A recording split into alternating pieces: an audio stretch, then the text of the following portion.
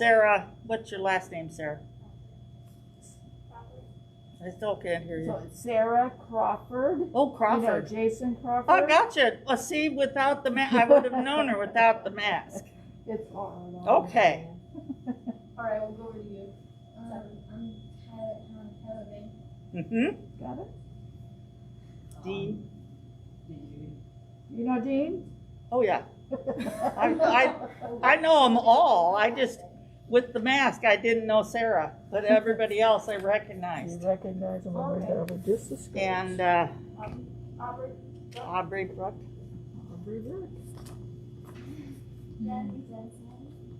Casey Bellona. Yeah. Good to see you all. I'm so glad to see you all here. I'm Jill. And I'm Pam Wilhelm. I wrote this down so that like I said, I'm old and my memory isn't the best. So I'm just going to sort of read it. And if you have any questions, just raise your hand and I'll stop and we'll answer your questions, okay? Jill asked me to kind of explain how I came to my faith. I was raised in the Presbyterian Church up in Tacoma, Nebraska, where I was raised. I never knew anything except going to church every Sunday. Mom sang in the choir, and Dad was on the session, which is like our church council. And I liked going to Sunday school, and I loved to sing, and we really sang some cool songs and heard Bible stories, as I'm sure you're familiar. I liked going to church too. Both sets of my grandparents were there with us. And my little brother Jim, he and I participated always in the Christmas programs. And back in those days, we had really long pieces to memorize and say without having anything to help us. And we were all dressed up in our Christmas finery. And I loved it, and my brother absolutely hated it. When I got older, I said I'd like to light the candles in the sanctuary on Sunday mornings, because the ushers have been doing it. And we had those candelabras, like we here have ones that we use for weddings that have like 7 or 8 candles on each one. So there were lots of candles to light. And no one else was interested in doing this. So I lit candles in the sanctuary on Sunday mornings for a lot of years. And in junior high, I, of course, had confirmation, just like we do here. And I went to Bible school. Back in those days, it was 2 weeks long, and it was all morning, every morning of 2 weeks. I absolutely loved it. And we went till we were through junior high to Bible school, not as helpers, but as participants. I also went to junior high and senior high youth group. Junior high was especially fun because my folks were leading it. And they had a story board, and they were telling about a South American kid. And it kind of left us hanging every week, so that you wanted, like the TV shows do, to be continued. And you'd have to come back the next week to find out what was happening to this child in South America.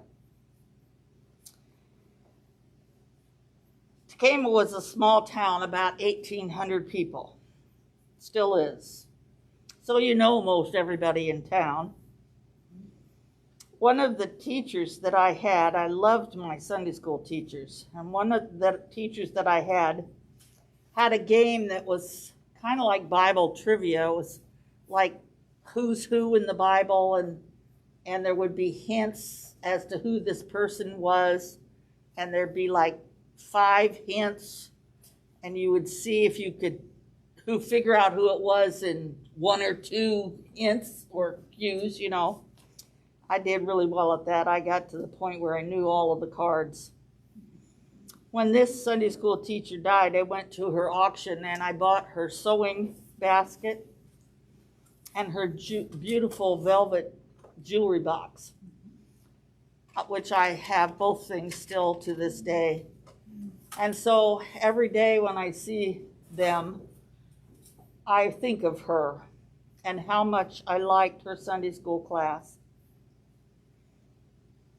I joined the choir when I was a freshman in high school. We didn't have choirs for younger people than that. And anybody could join the choir, just like here. But we didn't have as many activities to go to. So there was time on Wednesday night to go to choir practice.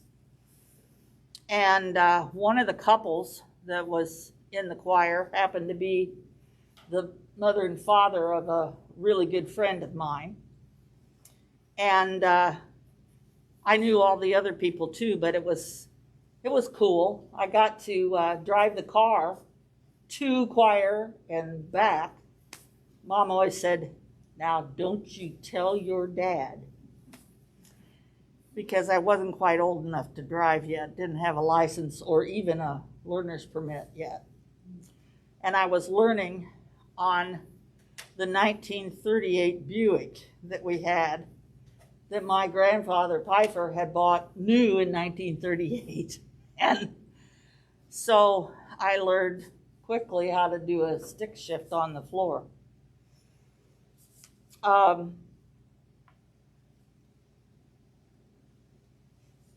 None of the other kids in school were interested in joining choir, so I was like the only kid in choir. So it was kind of fun. I got married at 19, and my husband, who was a farmer, had not grown up going to church. He said something that I hear a lot. "Oh, I'm out in nature all the time. That's where I see God, where I'm with God." And I tried very hard to get him to come to church with us, with not too much luck. I finished up my elementary teaching provisional certificate with 65 hours of college work the semester after we got married in 1965. But then I had to keep going back to school to keep renewing that certificate. So I went to evening, night school and summer school at Dana. And Dana at that time required that everyone take 3 religion courses: Old Testament and New Testament and world religions. Old and New Testament were taught by Reverend John Nielsen. He had been on archaeological digs in the Holy Land and was fascinating. And I'll pass this around. This is the Bible that I still use today. Here, I just want to show that to everybody. You can read through it and see all the writing in it that I've done. I also filled tons of notebooks. And I think that those 2 courses were probably in the top 5 courses of all the courses I ever took in all my schooling. And I had a lot.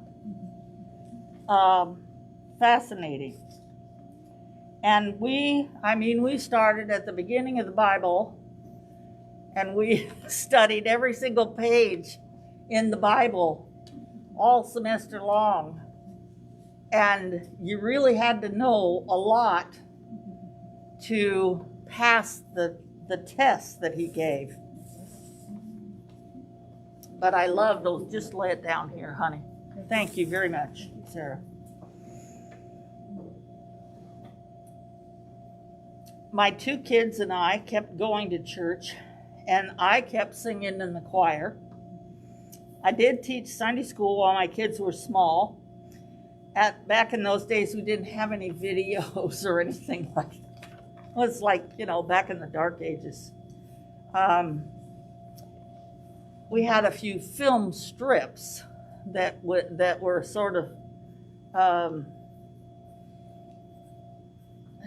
a little comical, maybe cartoonish, like one cell like a slide, and then another one and another that kind of told a story.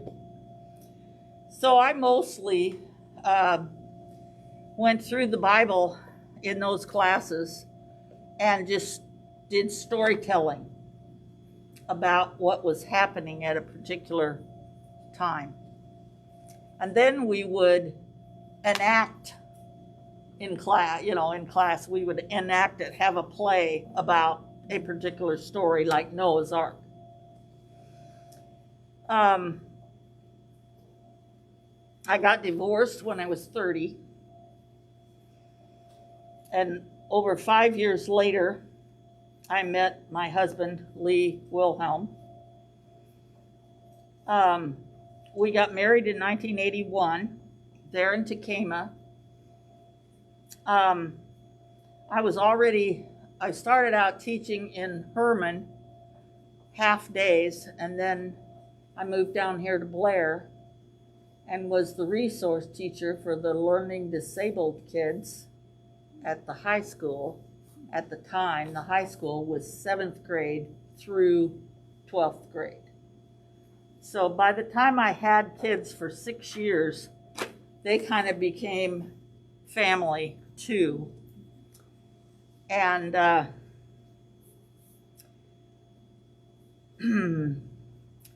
was going to tell you the first two things that were on my list when I was looking for someone that I might be interested in for another husband was, would he have a faith and go to church with me?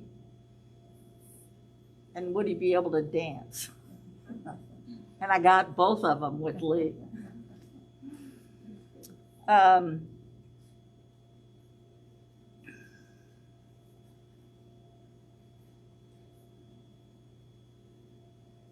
Since there was no Presbyterian church here in Blair when we moved down here, we decided to become United Methodists. And interestingly enough, in Tacoma, the pastor of the Methodist church and our pastor at the Presbyterian church had become really good friends. And so when one went on vacation, all of us were preached to by the other one, and vice versa. So I thought, well, being a Methodist is sort of like being a Presbyterian. You just don't have ghosts anymore, the Holy Ghost, you have the Holy Spirit. But I decided that I wanted to learn about the Methodist denomination, so I spent 8 years going to the annual conference of Nebraska as delegate from this church. 4 years the first time, and 4 more years again when Pastor Denny was here. And I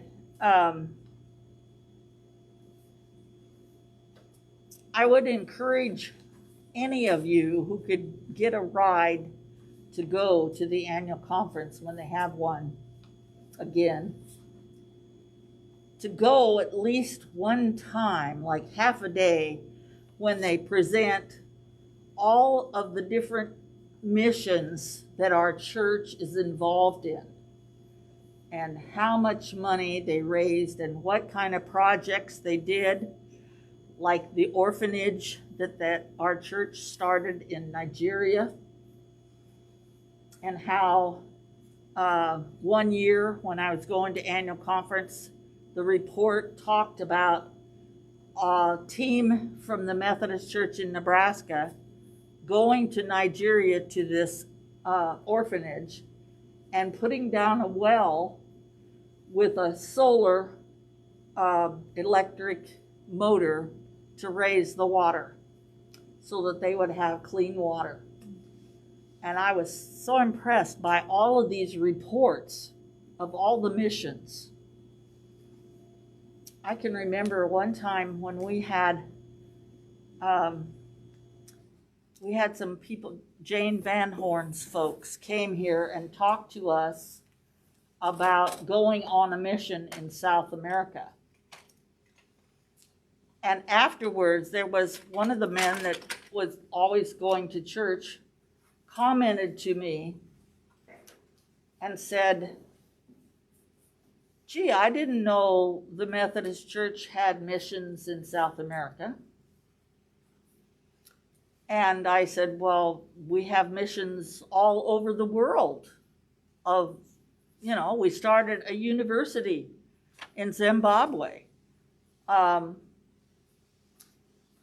I was just so kind of struck dumb when he said that, because I couldn't think that someone that came to church on Sundays didn't realize the outreach that the Methodist Church has.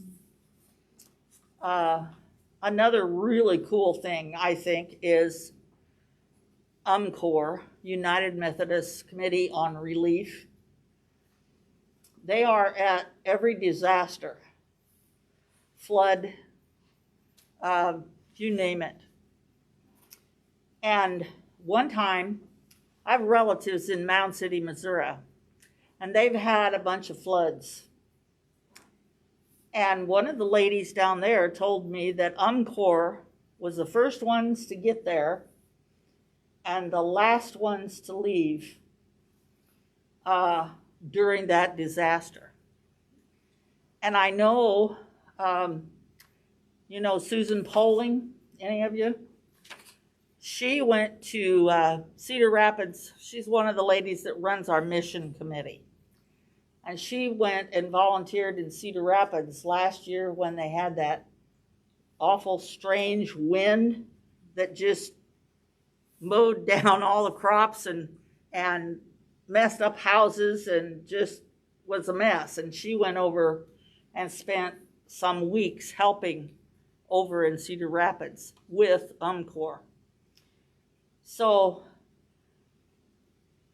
I'm not personally able to do things like that anymore, but I feel like I can at least contribute something to help pay for the effort for other people who are willing and able to go like Susan did and do that.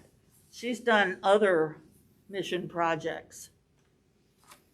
And one of the pastors that we used to have, Pastor Nancy, she went to Ecuador and helped build. She was doing cement blocks and cement and was helped building room on a little church down there. So I know I'm thrilled with knowing. And all the time that I was in the Presbyterian Church, I never heard any reports like doing stuff like that. So I really am impressed with the United Methodist Church. I instantly joined choir when we started coming here. Do any of you know Donna Lang? We were friends because she's a school teacher and so was I.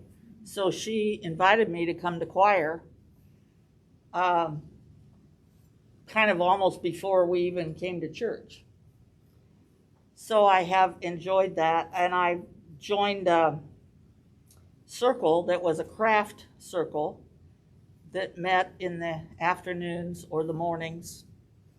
And then my friend Sue Gertis started a craft circle in the evening because she brought her kids along in the daytime when she came, and that was kind of tough on the kids to have to play in that room that's the senior high room now, you know. So she started one in the evening so that the kids didn't have to come in. So I went to both of them. I was the chairman of the bazaar for almost 20 years. And let's see, what else have I done? Well, I'm chairman of my circle right now, the only circle that's left out of 6 of them. Because it used to be that older women didn't work outside the home. And so they were able to come during the day for circle meetings. And we tried really hard to get younger people interested in having a circle, but it was tough because their kids had so many activities that they absolutely needed to go to, and that, you know, fine, they need to. Lee belongs to Methodist Men when he can remember to go. Kevin Fleming can call him the night before and he still doesn't remember in the morning. I don't know. And I'm a late sleeper, so I'm not up to tell him to go. We go to the adult Sunday school class, which is cool. We have neat videos these days that we can have for Sunday school that we use in that Sunday school class. Jolene Reverts and Joan Bryant teach that class. And we go to 10:30 church. And I sing in choir. And I've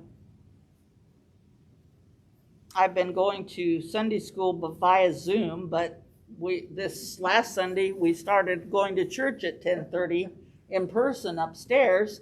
So Sunday school had to get put on the back burner. And we watched the 9 o'clock service on YouTube, usually on Monday or Tuesday.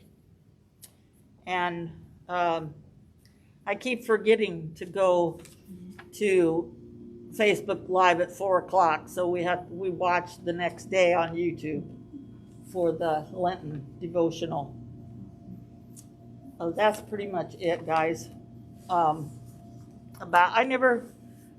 people have had a huge, overwhelming experience that has brought them to God. I never had one of those. I'm kind of jealous of people that do, but because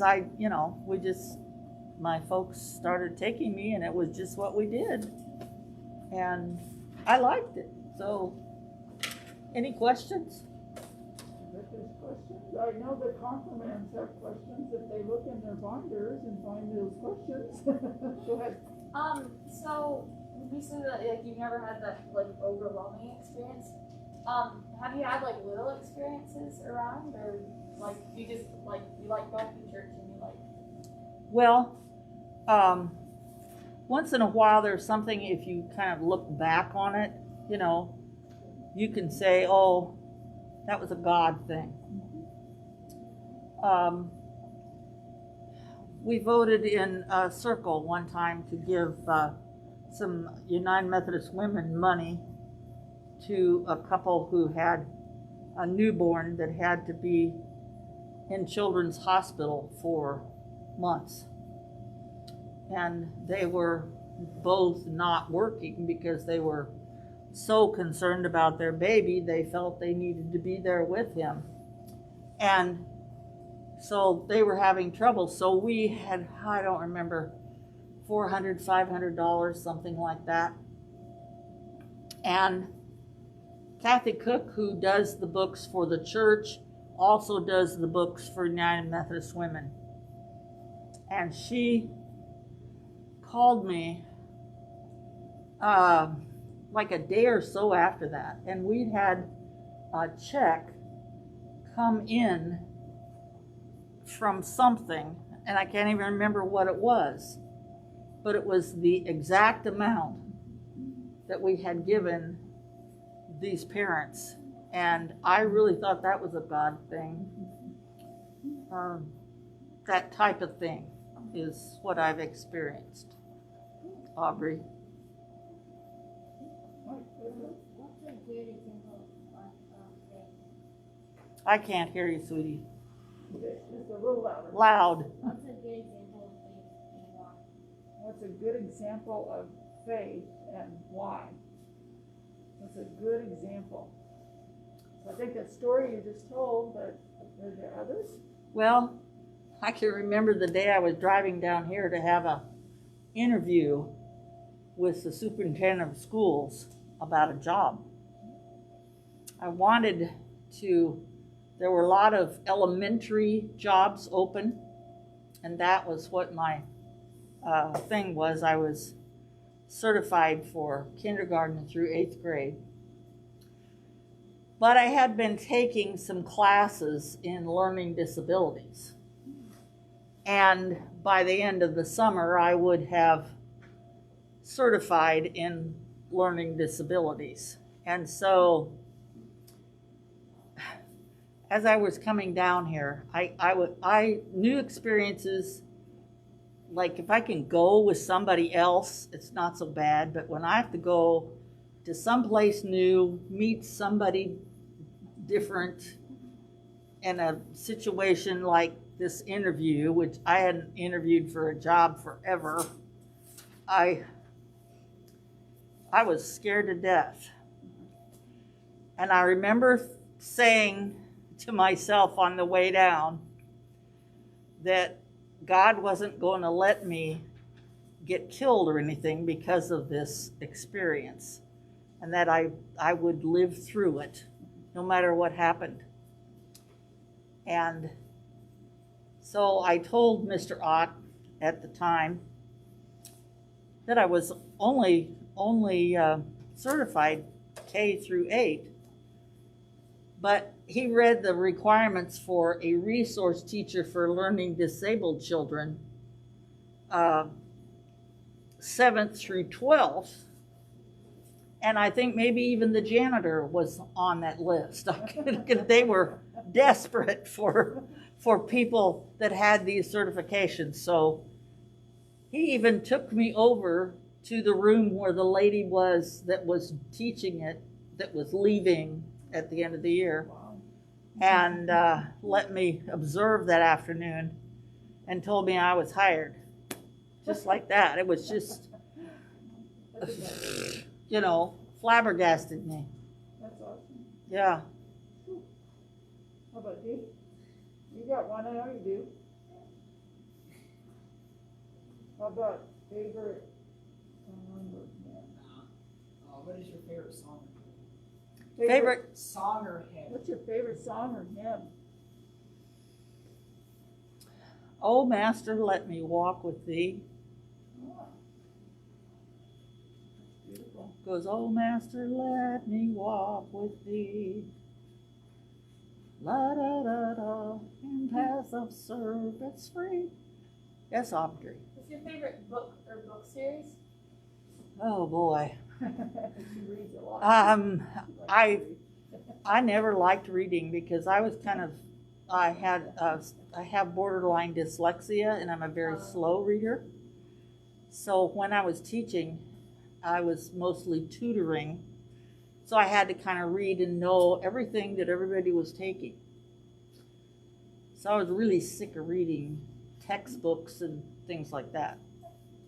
So just the last few years since I've been fully retired, have I actually taken up reading. And boy, during this COVID stuff, I've been reading up a storm. I've been reading a series from Guidepost called Sugar Creek Amish Mysteries. Ooh. And I'm reading another one right now, another series that Mrs. Lang had. And it's called Grace Chapel Inn Stories. And these three gals come back home for their father's funeral. Their father was the pastor at Grace Chapel. And the house that they lived in, that he lived in, is huge. It's got 3 stories and tons of bedrooms, and they decide that they will all stay in this little small town and make a bed and breakfast. Oh. And it's totally, I mean, there are prayers that the characters say, and there are, I mean, just like in my day, when there's something, for instance, when the helicopter comes and I know that someone is being transported, I pray for that person. When the whistle blows and you know that there's a fire or there's a rescue squad, I just, Lord, please help. Just a simple prayer. And I read a series about Aragon, who was a dragon rider. That was a heck of a good series. That sounds neat. You know, You like to read now. I really like to read now. It's just amazing to me. Oh, I got a question for you. I want to go back to your song because music obviously speaks to you because you love to sing and it's been a big part of your life. So, what about the song? You said, "Oh Master, walk with me." Let me walk Let with me you. walk with you. What about that song makes it your favorite, or like, does it speak to you? The words really are like a prayer, you know, telling him that I want to walk with him in paths of service. Okay. And look it up in the hymnal sometime. It's a short one, half a page. And I mean, oh boy, there's lots of them that I love.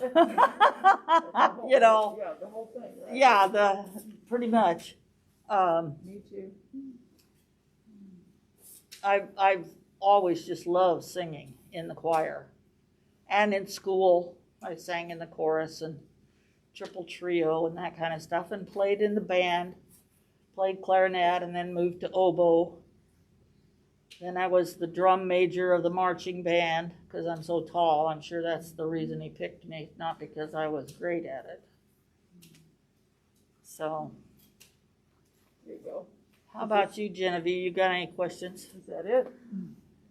No. Okay. Casey? Okay. Yeah, oh Master, let me walk with thee in lowly paths of service free. Tell me thy secret. Help me to bear the strain of toil and the fret of care. I worry a lot. I keep saying to myself a verse from the Bible that says something about don't have anxiety, but in everything, take your petitions to God with thankfulness. And it says the peace of God, which is beyond understanding, will be given to you through Jesus Christ. And I'm a worry wart, big time. My husband always says he doesn't have to worry because I do it for both of us. But help me the slow of heart to move by some clear winning word of love. Teach me the wayward feet to stay and guide them in the Godward way. Teach me thy patience, still with thee, in closer, dearer company. In work that keeps faith sweet and strong, in trust that triumphs over wrong, in hope that sends a shining ray far down the future's broadening way, in peace that only thou canst give. Oh, thee, with thee, O Master, let me live. Just the words, almost more than the tune itself, that grabbed me a long time ago. But like I say, there's lots of other hymns. I mean, I could come up with a huge list. Well, and I've heard several choirs sing that, Pam. Oh, have you? Beautiful when it's all the harmonies. Uh-huh. Beautiful. All right, so it's 6:52, Jill? Okay. What do you think? Perfect. Do you guys have any last questions for Pam? No? I hope I wasn't too boring. Oh, I didn't know what exactly to It was perfect. do or say. Yeah. It's good. We appreciate you telling us your story. Well, Yes. It's important for us to listen, to hear everyone's stories, because the Lord works through you more than He works through every single one of us. well, and you are the future, guys. Yeah. I hate to put that responsibility on you, but And with it's coming. the community service and all, like my mom and I do a ton of that stuff when we can. It's important. I know. She owns the Key Club in Bennington, so I just come with her to all of the. That's cool. Uh-huh. Well, can we tell Pam Well- thank you, because she put a lot of work Thank you. into this. So thank you, Pam. You're very